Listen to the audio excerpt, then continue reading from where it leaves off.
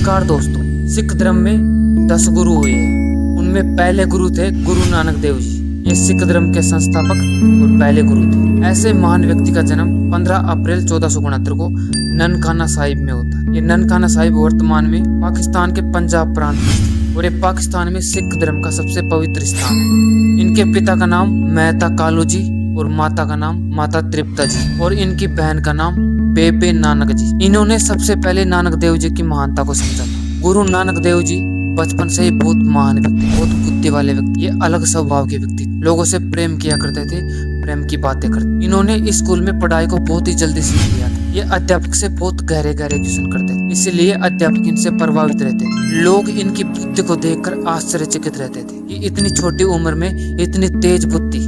प्राचीन काल में एक बहुत पवित्र धागा चला करता जिसे जनेऊ कहा जाता था। 3 धागे होते जिसको बाएं कंधे से दाएं भुजा तक पहना जाता था, जो एक बहुत पवित्र माना जाता। गुरु नानक देव जी को यह धागा दिया गया और कहा गया कि तुम बहुत महान व्यक्ति हो, तुम्हें यह धागा पहनना चाहिए। तो इन्होंने उस पवित्र धागे को पहनने से इनकार कर दिया और इन्होंने कहा कि अगर जनेऊ मन को पवित्र नहीं करता तो इसको पहनने से कोई लाभ नहीं, और इन्होंने नहीं पहना। ये कहते थे कि बाहरी दिखावे से ज्यादा अच्छे कर्मों को महत्व है। इनके जीवन से जुड़ी हुई ये घटना है सच्चे सौदे की घटना ये है कि एक बार इनके पिताजी ने इनको 20 रुपए दिए और कहा कि तुम बाजार जाओ और व्यापार करके आओ।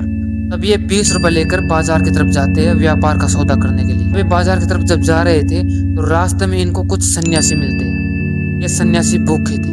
तब इन्होंने इन भूखे सन्यासियों को देखकर इनके मन जाग उठा और इन्होंने बिना कुछ सोचे समझे उन 20 रुपए से गरीब साधुओं को भोजन करवा दिया।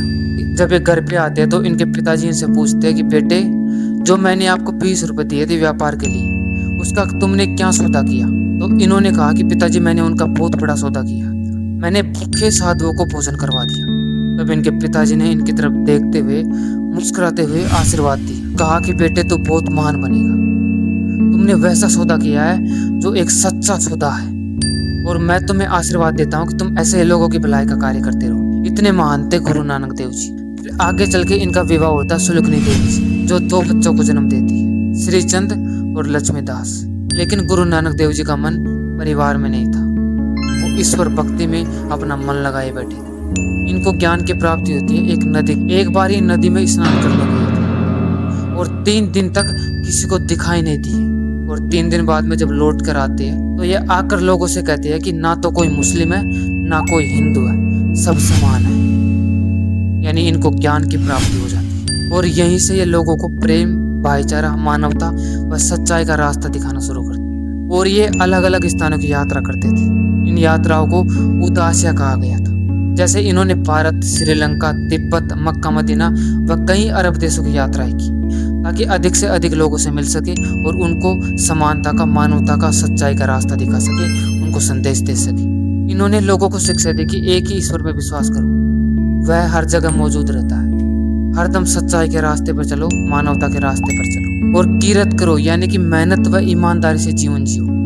मेहनत करके खाओ, मेहनत करके पैसा कमाओ, और अपनी कमाई का कुछ हिस्सा गरीबों को व जरूरतमंदों को बांटो। और सबसे महत्वपूर्ण, लंगर प्रथा। सिखों के प्रथम गुरु गुरु नानक देव जी ने लंगर प्रथा की शुरुआत की थी। लंगर प्रथा का मतलब है कि सभी जाति धर्मों के लोगों को समान मानते हुए एक जगह बिठाकर एक साथ खाना खिलाया जाए। कोई जाति नहीं है, कोई धर्म नहीं है, यहाँ पे सब लोग समान हैं। आज भी चलती आ रही है लंगर प्रथा, जहाँ पे हर व्यक्ति को, हर इंसान को समान माना जाता है। एक पंक्ति में बैठाकर खिलाया जाता है, चाहे वो कितना ही अमीर हो, चाहे वो कितना ही गरीब हो, एक साथ बैठेंगे और खाना खाएं। और आगे चल के इन्होंने करतारपुर कस्बा बसाया था, जो वर्तमान में पाकिस्तान में है। और यही करतारपुर में रहते हुए इन्होंने 22 सितंबर 1539 को अंतिम सांस ली। इन्होंने मरने से पहले ये कहा था कि हिंदू धर्म वाले मेरे एक साइड में अपने फूल रख दे और मुस्लिम धर्म वाले दूसरे साइड में अपने फूल रख दे, और सुबह जिनके फूल ताजा मिलेंगे उसकी रीत में मुझे अंतिम संस्कार करवा देना। लेकिन चमत्कार ये हुआ कि अगली सुबह फूल तो दोनों को मिले, लेकिन गुरु नानक देव जी वहां नहीं, और दोनों के फूल ताजा मिले। इसलिए दोनों धर्म के लोगों ने, हिंदू धर्म वालों ने फूलों का अंतिम संस्कार हिंदू रीति में किया और मुस्लिम धर्म वालों ने फूलों का अंतिम संस्कार मुस्लिम रीति में किया। ये हिंदू और मुस्लिम दोनों समान रूप से है, इनमें कोई धर्म के आधार पर भेदभाव नहीं है। ये थे गुरु नानक देव जी। इतने महान व्यक्ति थे गुरु नानक देव।